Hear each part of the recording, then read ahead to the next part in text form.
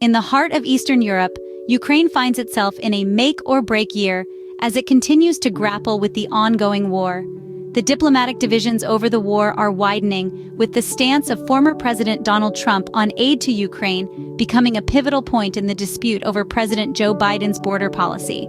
The Republican Party stands divided on the issue, with a split between those advocating for continued funding and others pushing for negotiations.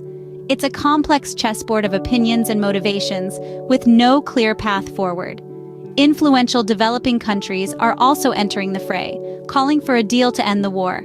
These voices from the global south, pressing for negotiations, add yet another layer to the already intricate diplomatic landscape. Yet, amidst these discussions and debates, the harsh reality is that without the funding from the US and its Western allies, Ukraine's ability to continue the fight long-term remains uncertain. It's a sobering thought, casting a long shadow over the future of Ukraine. As it stands, Ukraine's ability to continue the fight long-term remains uncertain without funding from the US and its Western allies. Beyond the political battlefield, the war has also left a devastating mark on Ukraine's coal industry. Since 2014, the ongoing conflict with pro-Russian separatists in the Donbas region has significantly impacted coal production. Once a thriving sector, Ukraine's coal production has seen a dramatic decline. In the year prior to the conflict, 2013, Ukraine produced 84 million metric tons of coal. Fast forward to last year, this figure dropped to a mere 29 million. The war has not only led to a decrease in production, but also caused irreversible damage to the mining infrastructure. Many of Ukraine's mines in the Donbas region have been seized or damaged, leading to permanent flooding and environmental contamination. This has resulted in the loss of tens of thousands of mining jobs, further crippling the economy. Despite these challenges, Ukraine is looking to the future. The country has committed to phasing out coal by the year 2035.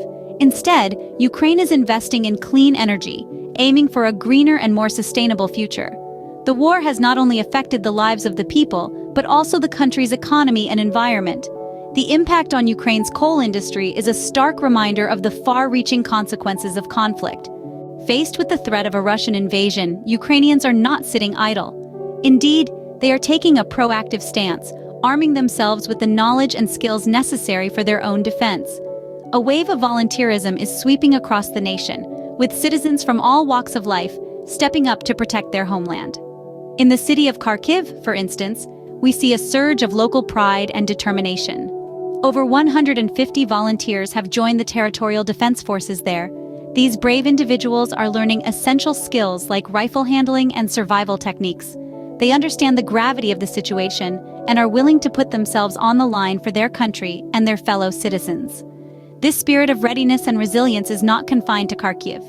In the country's capital, Kyiv, a diverse group of around 50 civilians are also preparing themselves for what may come. This group, composed of women and older men, are being trained in similar skills. They may not fit the traditional mold of soldiers, yet they are demonstrating an equal, if not greater, resolve to defend their nation. The determination of the Ukrainian people is truly inspiring. It's a testament to their unity and resolve in the face of adversity. They are standing up for their country, their homes, and their way of life. Despite the freezing temperatures and lack of prior experience with weapons, the spirit of the Ukrainian people remains unbroken. Their courage and resilience serve as a beacon of hope in these troubling times. They are not just preparing for war, they are preparing to safeguard their future.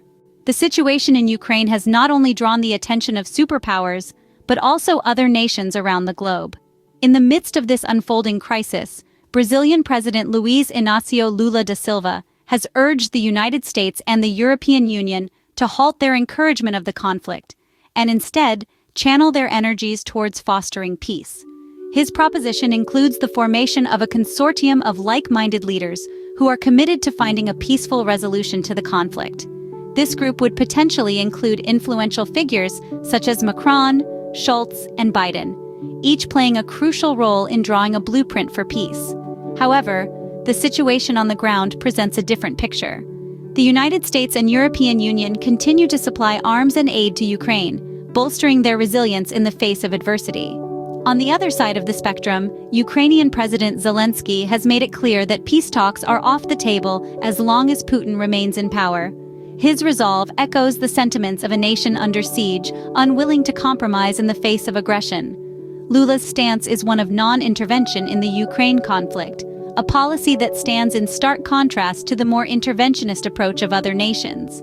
This approach rejects efforts by President Biden to rally global opposition to Russia's invasion, emphasizing instead the importance of diplomacy and peaceful negotiation. The road to peace is convoluted and complex, but the global community's role in navigating this path cannot be understated. In conclusion, the situation in Ukraine is a complex web of political, economic, and human issues. We've discussed the diplomatic divisions over the war, with contrasting viewpoints on the best way forward. We've seen the devastating impact on Ukraine's coal industry, a vital part of their economy. We've witnessed the resilience of the Ukrainian people, preparing for war amidst the uncertainty. We've also explored international perspectives, revealing a global community grappling with its role in this conflict.